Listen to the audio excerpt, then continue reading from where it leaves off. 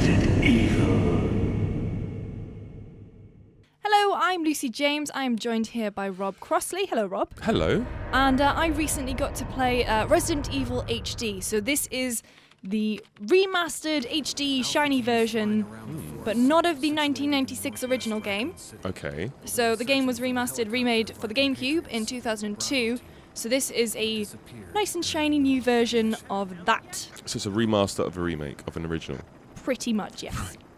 But you can see, so the original version, the PS1 version, we had a little look before we started recording this, had, like live action people doing this cutscene, which looked incredible. But now we have, proper video game people. Yeah, so we've gone from live action, actual filming to CG stuff. And I remember when actually playing the PS1 version, and it was kind of like, it was amazing to see like actual footage inside a video game. So they've kind of gone back a step from that with just, instead doing CG, right? Yeah, I guess so. And so I played this game probably for about an hour and a half. So this is obviously the opening cutscene. That looks quite nice. I played for an hour and a half, and it is really a very kind of strange... I'm more used to the modern Resident Evil, so this is a very weird mix of old and new. Right. Because you still have the fixed camera angles from the original, which... If you're not used to those, it makes life really quite difficult, especially when you first encounter a few zombies. And luckily, because I edited this video, I've made it so I look really good. Okay, so what bits did you not put in the video? My first encounter when I couldn't figure out that, so right trigger I thought was shoot, like in every game ever. It's not, it's map. Right, okay. So I managed to get rid of like a whole chunk of that. So it's a kind of strange mix between old and new.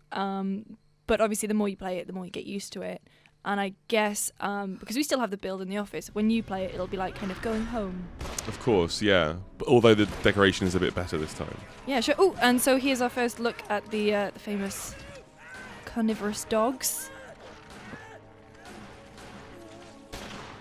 And so there is Jill. So I played as Jill throughout my playthrough. Who do you normally pick? I normally pick Jill as well, actually. So I did notice that Jill has jiggle physics. Right.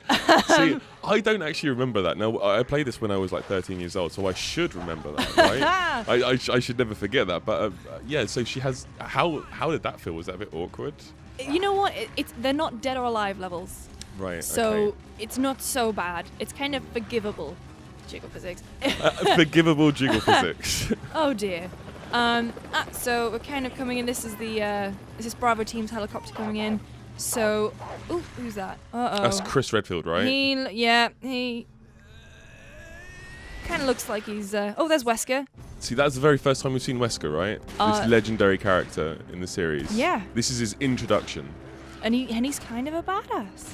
Yeah, he's like awesome throughout the entire series. And there is the infamous mansion. If you're being chased by a pack of dogs, would you run into a haunted mansion? Always. Yeah. Always. Especially when it looks... Oh, enter the survival horror. So what's really cool is they have this mix of, obviously, the famous loading screens, which were the opening doors. They've left those in. And if you go back and look at the original and, especially the original mansion and how blocky it was. And I mean, it was 1996, obviously, but the difference is kind of astounding. It looks great. Yeah, just comparing this to the PlayStation original, I mean, it was stark by comparison. There wasn't much detail, there wasn't much furniture or anything, and this is, I mean, it's actually quite an improvement on the GameCube version, right? So this is where my handy editing comes in use. So this is the famous zombie turnaround. If you're not convinced it's a zombie yet. Yeah. Here we go. There it is. Needs to go to a dentist. So you see that again, a lovely cut where it makes me look like an absolute badass. So how did the controls feel at this point? Because obviously now that you're moving around the mansion, you do like hard camera cuts, right? Oh my, yes. Right. So interestingly, I'm more familiar with the more modern Resident Evil. So 4 onwards, I would say, and especially 6. I think the biggest thing I found is that 6 is very, very hand-holdy. It's like button prompts everywhere and all this kind of stuff. Sure. And so then going back to the original, even though this is a remake, it just feels like I don't know what I'm doing because there's no prompts telling me, to open a door or something. Because in modern games, if a prompt immediately doesn't come up, you assume that, oh, this door's locked, you can't get past. But in Resident Evil, that's not the case, except it's probably locked. So with the controls, I recall correctly, you press up to move in the direction that the character is facing, right? Yes, but that gets confusing when the camera obviously hard cuts and you seem to be facing a different direction. So this little bit here, obviously some of the puzzle elements, which is still really cool. So getting an arrow that I found in the mansion and sort of taking it apart and then using it to get into this area and getting this book of curses. Placed delicately on the table Yeah. there. And I've got to tell you, it took me a depressingly long amount of time to realise there was a key on it. Oh. Because of course, obviously, it's all about examining. I forgot about that. You actually have to inspect the items, which is actually a really cool element, right? Oh, and there's the famous dog through the window. You're shooting the floor. Which I hit it.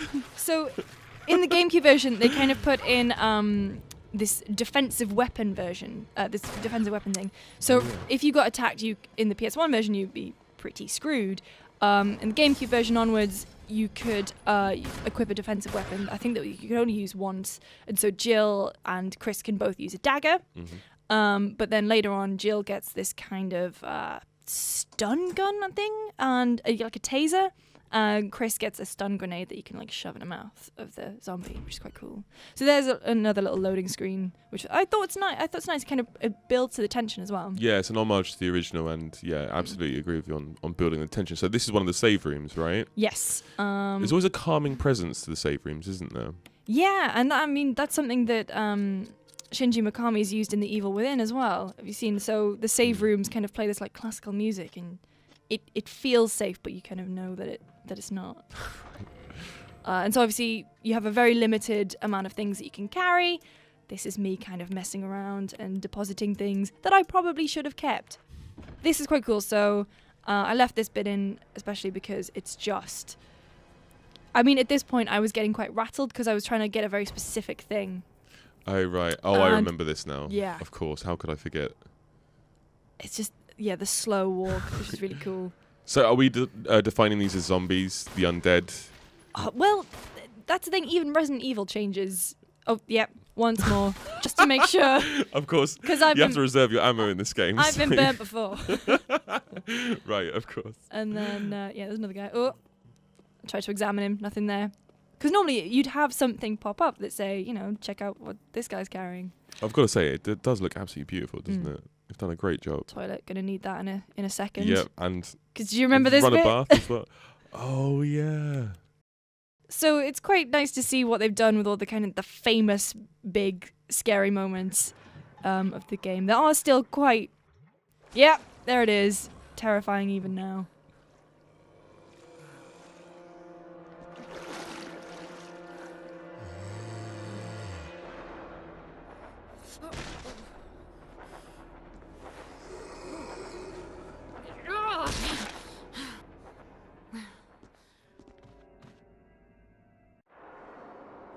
And so they love the coming around the corner and seeing the kind of the hard cut and you can't get away. And it's all, it's great.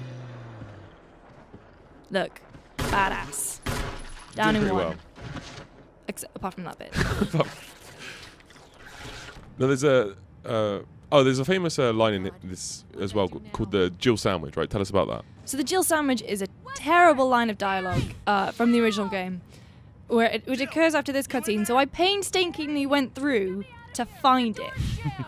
So Jill's caught in a room, the ceiling's coming down, Barry's coming to save her. Let's watch this play out because the Jill sandwich is iconic.